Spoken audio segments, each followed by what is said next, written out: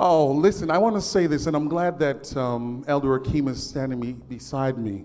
And I always say this publicly because this is important that I do it this way. I have nothing to do with what's happened at our church for the last couple of months. And the elders and board members, you all have done Shiloh well.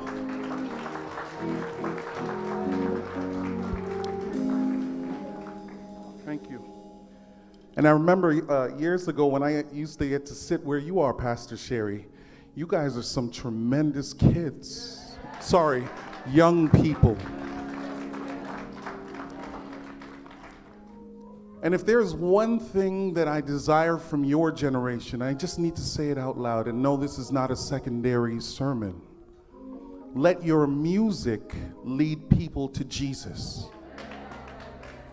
You guys sing well, and that's the door opener for you to tell people about the Jesus after you've sung. So don't get caught in the music.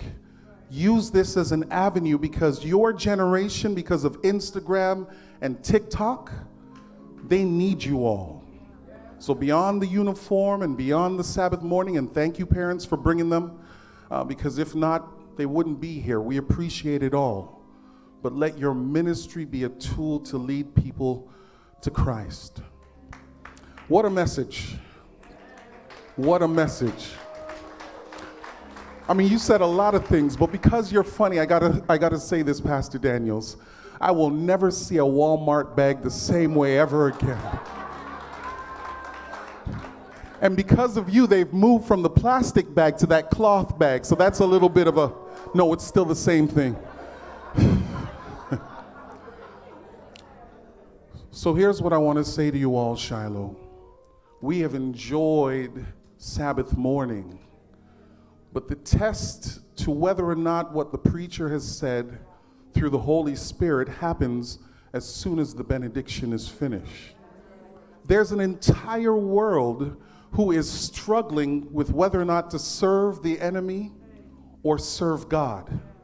So whatever you do after this benediction will speak to whether or not you have heard what the preacher has to say. And I'm so grateful I get to serve at this church. Tremendous leadership, tremendous members. But you know what? It's funny. I had a conversation this morning. I was on a Bible study on Zoom early this morning. The same conversation, not knowing what you were going to preach about. It is time for us to level up. I think that's the other way of saying forward. And wouldn't it be a shame if somebody said 10 years from now, things seem to be the same? That's never a compliment. My parents are Jamaican, and they have this one catchphrase, and then I get out of the way. Never allow people to find you where they left you. So forward is not Black history.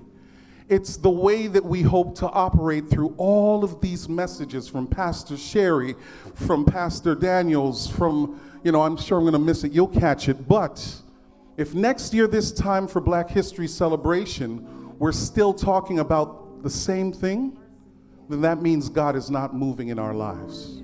Forward is where we're going. God bless you.